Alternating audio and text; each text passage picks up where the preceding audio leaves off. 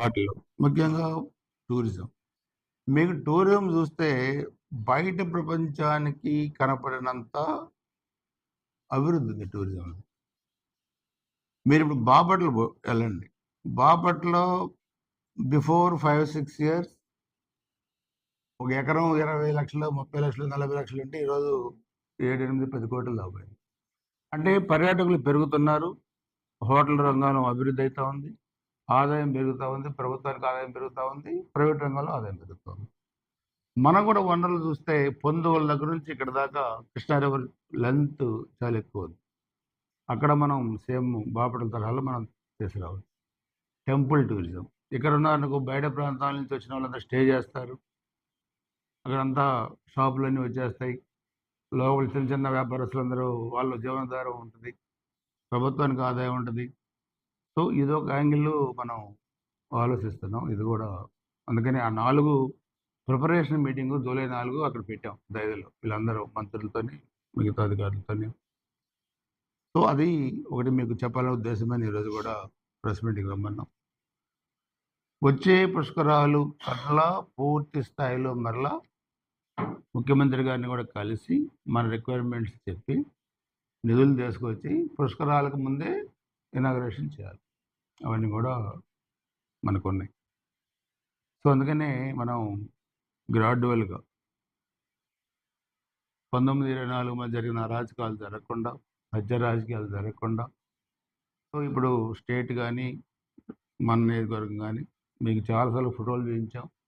ఎంతమంది కార్యకర్తలు చనిపోయారు, ఎంతమంది చిన్నపిల్లలు చనిపోయారు. ప్రతీకార చర్యలు చేయాలంటే చాలా భయంకరంగా ఉండేవి, కానీ ఇది కరెక్ట్ కాదు. మనం అభివృద్ధిలో వెళ్ళాలని చెప్పి దీంట్లో మనం వెళ్ళాం. ముఖ్యమంత్రి గారు కూడా మనకి కావాల్సిన నిధులు మన నియోజకవర్గానికి ఇస్తున్నారు. ఆయనకు కూడా ధన్యవాదాలు. ప్రకృతి అనేది ఒకటి ఉంటుందన్న సంగతి మీరు గుర్తుపెట్టుకోవాల్సిన అవసరం ఉంది. సరే, మేము మనుషులుగా మేమేం చేయలేమని మీకు అనిపించింది అనుకో, మన ఎవరు చేశారు 151 నుంచి వైనాట్ 175 అంటే 151 నుంచి 11కి ఎందుకు వచ్చారు మీరు? ఇంకా వస్తారు కిందకి. ఇంకా మీరు అదొకటి మాత్రం ఉంటుంది, ఎవరినైనా మంచిని మంచి అంటానికి, చెడుని చెడు అంటానికి. దాని నుంచి మీరు తప్పించుకోలేరన్న సంగతి కూడా జగన్మోహన్ రెడ్డి అంటే కంపెనీ, ఈ ఉన్మాదులు కూడా అర్థం చేసుకోవాల్సిన అవసరం ఉంది. మమ్మల్ని రెచ్చగొట్టాలి, వాళ్ళగా మేము హత్య రాజకీయాలు చేయాలా, వాళ్ళగా మేము తప్పులు చేయాలా, రాష్ట్రం ప్రశాంతంగా ఉండడానికి వీల్లేదు, ఇది వాళ్ళు ఊహించుకునేది. అలాంటిది జరగవు. ఇక్కడ అనుభవం ముఖ్యమంత్రి గారు ఉన్నారు.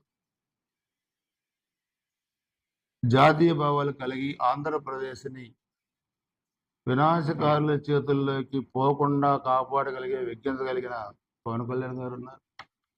భారతీయ జనతా పార్టీ కేంద్రంలో అధికారంలో ఉంది. ఈ 3 పార్టీల కలయిక ఆంధ్రప్రదేశ్ రాష్ట్ర అభివృద్ధి కోసం పనిచేసేది ఎన్డీఏ. మీరెన్ని గోళ్ళ పెట్టినా, తల కింద తపస్సు చేసినా మీరు మళ్ళీ అధికారంలోకి రారు, మిమ్మల్ని రాని. It's very clear. అది మీరు గుర్తుపెట్టుకోవాల్సిన అవసరం కూడా ఉంది. మేము అభివృద్ధి చేస్తాం, మాలో మానవీయ కోణం ఉంది, ఆదుకునే మనస్తత్వం ఉంది, మీగాడే ఉంది, దోచుకోవడం తప్పితే. కాబట్టి ఇవన్నీ మీరు అర్థం చేసుకొని దయచేసి గురజాల నియోజకవర్గ అభివృద్ధిలో ఈ ప్రభుత్వం చేస్తున్న దాన్ని కూడా మీరు ప్రజలకి మీరు ఫస్ట్ నుంచి కూడా ప్రతి దాంట్లో మద్దతుగా ఉన్నారు. పాత్రికేయ రంగం ఈ 4వ తారీఖు ప్రోగ్రాం కూడా మనం ముందు ప్రజలకు తీసుకెళ్ళి ఎప్పటికప్పుడు వైసీపీ అరాచకాలను ఎనగట్టే దాంట్లో మనం ముందుండాలి. దాంట్లో మీ సహకారం, ప్రజల సహకారం కావాలని చెప్పి కూడా కోరుకుంటున్నాం. క్రమశిక్షణ కలిగిన నాయకుడు, క్రమశిక్షణ కలిగిన నేత, విజన్ ఉన్న నేతలు పరిపాలన ఏ విధంగా చేస్తారనేది చంద్రబాబు నాయుడు గారు ఉదాహరణ. మొన్న మీరు చూశారు 21వ తారీఖు యోగా డేలో ఆయన వయసు ఎంత? రామ్దేవ్ బాబాతో ఆయన చేసిన ఆసనాలు ఏంటి అంటే వయసుతో సంబంధం లేదు, ఆరోగ్య పరిరక్షణ. 30 ఏళ్ళు తెల్లవారు 4 దాకా పనిచేసి 6 గంటలు నాయకులందరూ కూడా ఇబ్బందికరంగా ఉంటుంది. ఇది ఎనర్జీ ఎక్కడి నుంచి వచ్చింది, ఎలా? ఇంకోటి కూడా నేను ఆయనలో గమనించింది 95 ముఖ్యమంత్రి నా ఆరోగ్యం కాదు, నాయకుల ఆరోగ్యం ఎలా ఉంటుందని టెస్టులు చేసి నిన్న మనం కూడా చేపిస్తే చాలా మంది హెల్త్ కండిషన్ అంటే ప్రతిపక్ష నాయకుడు ఈరోజు 1924 వంగి కొబ్బరికాయ కొట్టలా పైన కూడా కొబ్బరికాయ కొట్టాలి పైన పెట్టుకుంటాం. నేనేమో తిరుపతి మెట్లు కూడా ఇప్పుడు కూడా దర్శనం యోగాసనాలు వేస్తారు. హెల్త్ అందరం లక్షల కోట్లు ఉన్నా డబ్బులు ఉన్నా దేశం గారైనా అదాని ప్రైమ్ మినిస్టర్ గారైనా ముఖ్యమంత్రి గారైనా ఎవరు ఏ రంగంలో ఉన్నా మీరైనా ఆరోగ్యంగా ఉంటేనే ఎవరు మన కుటుంబం అది లేదు. ఎప్పుడు కూడా మైండ్ లో గురువు తెలిసినట్టు దుర్మార్గమైన ప్రక్రియ కొలుస్తూనే ఉంటుంది. ప్రశాంతంగా రాజకీయం చేయాలన్నా ప్రశాంతంగా జీవించాలన్నా మనం చాలా ఈజీ లేదు. కానీ ఎదుటోడి మీద కక్ష సాధింపులు చేయాలి, ఎదుటోడి మీద నాగం చేయాలంటే మన అవయవాలన్నీ పనిచేయాలి. అన్నిటికీ వర్క్ లోడ్ ఎక్కువ. ఆ వర్క్ లోడ్ జగన్మోహన్కి కోసి వాళ్ళకు ఉంది. కానీ అది కూడా మీరు తెలుసుకోవాలి. జూలై 4వ తారీఖున మన నియోజకవర్గంలో దైద అమరలింగేశ్వర స్వామి టెంపుల్ ప్రెమిసెస్ లో మన నియోజకవర్గంలో ఉన్న ప్రధానమైన టెంపుల్స్, అదేవిధంగా టూరిజం ప్లేసెస్ ఇవన్నీ కూడా గతంలో కూడా మీకు చెప్పడం జరిగింది. వీటిని వచ్చే 28 కృష్ణా పుష్కరాలకు మరలా ఏ విధంగా మనం అభివృద్ధి చేయాలి, దానికి కావాల్సిన నిధులు ప్రభుత్వం నుంచి ఏ విధంగా తీసుకురావాలని దాని మీద పూర్తి స్థాయిలో కసరత్తు చేస్తా ఉన్నాం. సో మనకు అప్పుడు 2016లో కూడా పుష్కరాలు వచ్చినప్పుడు అప్పుడు కూడా 150 కోట్ల రూపాయలు నిధులు మనకి మాచర్లు కలిపి ఇవ్వడం జరిగింది ముఖ్యమంత్రి గారు. దాంట్లో మన నియోజకవర్గంలోనే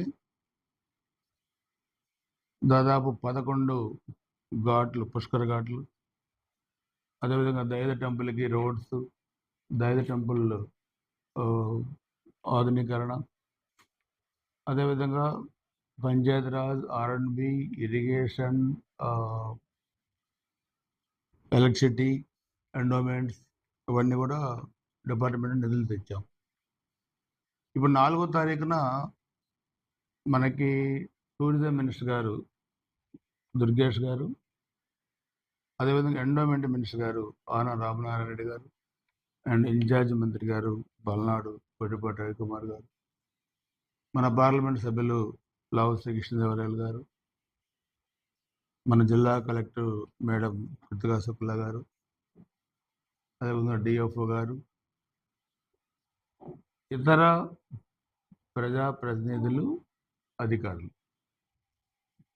సో దీనికి కన్సర్న్ ఎవరు ఉంటారో వాళ్ళందరినీ కూడా ఆ రోజు పిలవడం జరిగింది. దీని ప్రధాన ఉద్దేశం మన నియోజకవర్గంలో ఉన్న అన్ని టెంపుల్స్, ఉదాహరణకి మీరు దైద తీసుకుంటే అది ఒక గుహలో, కేవ్లో ఉంది. దాని 16లో మనం బయట ప్రపంచానికి తెలియజెప్పాం. ఇప్పుడు ఎక్కువ తెలంగాణ నుంచి కూడా భక్తులు వస్తూ ఉన్నారు. అక్కడ ఫెసిలిటీస్ ఇంకా తక్కువ ఉన్నాయి. ఫారెస్ట్ డిపార్ట్మెంట్ కింద ఆ ల్యాండ్ ఉంది. అక్కడ సత్రాలు కట్టేదానికి కానీ, పార్కులు కట్టేదానికి కానీ, రోడ్లు వేసేదానికి కానీ ఇవన్నీ కూడా ఇబ్బంది ఉంది. సో దాన్ని డీఫారెస్ట్ చేయడం ద్వారా అక్కడంతా రెవెన్యూ గెస్ట్ హౌస్లు, అదేవిధంగా పార్కులు, సౌల్ ట్రీస్ ఇవన్నీ కూడా ఇప్పుడు మనం కొత్తగా చేయాలి. అదేవిధంగా మోర్జంపాడు తీసుకుంటే ఒక హిస్టారికల్ టెంపుల్, అది కూడా కృష్ణాదేవర పక్కనే ఉంది. చాలా చరిత్ర ఉన్న టెంపుల్. మీరు ఆ గర్భగుడి కూడా చూశారు. ఆ శివలింగం పక్కన ఆ నీళ్లు, మనం నీళ్లు వాడుకుంటా ఉంటే నీళ్ళు వస్తూ ఉంటాయి. ఎక్కడి నుంచి వస్తాయో మనకు తెలియదు. ఆ టెంపుల్ ఒకటి, గుత్తికొండ గుత్తికొండ కూడా బెల్లం, అది ఒక చరిత్ర కలిగిన బెల్లం అది గుత్తికొండ. సో మనకి విశాఖపట్నం వాడు చూస్తే బొర్రా గుహలు ఏ విధంగా అయితే ప్రసిద్ధి చెందినాయో సేమ్ ఇక్కడ కూడా మనకి గుత్తికొండ గుహలు కూడా ఉన్నాయి. వీటిని మనం టూరిజం, టెంపుల్ టూరిజం కింద తీసుకొస్తే బ్రహ్మాండమైన అభివృద్ధి మన నియోజకవర్గంలో జరుగుద్ది. సో అందుకని మనం టూరిజం మినిస్టర్ గారిని, ఎండోమెంట్ మినిస్టర్ గారిని, స్టేట్ ఆఫీసులో కూడా 4వ తారీఖు రమ్మన్నాం. మీరందరూ కూడా తప్పకుండా మరలా మా వాళ్ళు మీకు ఇన్విటేషన్ ఇస్తారు. అందరూ కూడా మీరు మీడియా తరపున రావాలి. నేను ఆలోచించేది అభివృద్ధి కార్యక్రమాలు ఈ 2 సంవత్సరాల్లో వాళ్ళు చేయని పనులన్నీ మేము చేసాం. కెనాల్ రిపేర్స్ వాళ్ళు చేయలే, 5 ఏళ్ళు మేము చేసాం. లింక్ రోడ్స్కి 10 కోట్ల పైన డబ్బులు ఇచ్చాం. Cement road, drains, municipal offices ఇవన్నీ కూడా మనం కట్టాం. దాదాపు 500 కోట్లు పైగా వాటర్ గ్రిడ్, రూరల్ వాటర్ గ్రిడ్లు 550 కోట్లు వచ్చింది. 300 కోట్లు అర్బన్ వాటర్ 3 మున్సిపాలిటీకి కలిపి వచ్చింది. అదేవిధంగా ఇన్ఫ్రాస్ట్రక్చర్ మనం చూస్తే buildings, Dachepalli, Gurazala municipal buildings and మిగతా ఎంపీటీ ఆఫీస్ అని కూడా మనం ఇస్తాం. హాస్పిటల్స్, గురిజాల కమ్యూనిటీ హెల్త్ సెంటర్లో నేను నా సొంత నిధులతో ఏసీలు ఇచ్చాం, రిఫ్రిజిరేటర్లు ఇచ్చాం, మెడిసిన్ కవర్స్ ఇచ్చాం. మరలా ఇప్పుడు 4,40,000 కవర్లు నియోజకవర్గం మొత్తం ప్రింట్ చేస్తున్నాం పేషెంట్స్కి మెడిసిన్స్ ఇవ్వడానికి. మన దాచపల్లి కూడా ఏసీలు పంపించాం, రిఫ్రిజిరేటర్ పంపించాం, మాతవరం ఏసీలు పంపించాం. అంటే పేషెంట్లు అక్కడ ఆపరేషన్ జరిగి అక్కడ పడుకోవాలంటే కూడా కొంత వాతావరణం సరిగా ఉండాలనేది మా ఉద్దేశం. ప్రభుత్వం నుంచే నిధులు రావాలి, ప్రభుత్వం నుంచే చేయాలనేది కాకుండా ప్రభుత్వంతో పాటు మేము కూడా ఇప్పుడు హెల్త్ దీంట్లో ప్రభుత్వం చాలా, ఇప్పుడు మీరు జీజీహెచ్ గుంటూరు చూసుకోండి, చాలా బ్రహ్మాండంగా డెవలప్ అయింది. అట్లానే మంది కూడా మన రూరల్ ఏరియా హైవే ఉంది, ఏదన్నా యాక్సిడెంట్ జరిగినా ఇబ్బంది లేకుండా అన్ని ఫెసిలిటీస్ ఇక్కడ ఉండేటట్టుగా మనకి అదృష్టంగా మెడికల్ కాలేజ్ కూడా కంప్లీట్గా వచ్చింది. అది కూడా వచ్చే నెల నుంచి